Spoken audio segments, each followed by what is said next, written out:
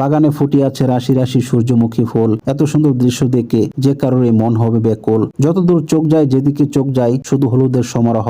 দক্ষিণা বাতাসে ফুলগুলো দোল খাচ্ছিল আর ফুলে ফুলে উড়ে বেড়াচ্ছিল মৌমাছিরা মধু সংগ্রহ করছিল। সব মিলিয়ে কি যে চমৎকার মনোমুগ্ধকর দৃশ্য, সেটা বলে বা ভিডিও দেখে বোঝানো সম্ভব না। কেবলমাত্র সেখানে গেলে এবং নিশ্চয়ই দেখলে বুঝতে পারবেন আমার বলার আবেগ কতটুকু এবং সত্য নাকি মিথ্যা বলছি। সূর্যমুখী বাগানের এত সুন্দর দৃশ্য দেখে এতটাই আবেগপ্রবণ হয়ে পড়েছিলাম যে বুঝতে পারছিলাম না কোনটা রেখে কোনটা করব। আগে ছবি উঠাবো নাকি ভিডিও করব।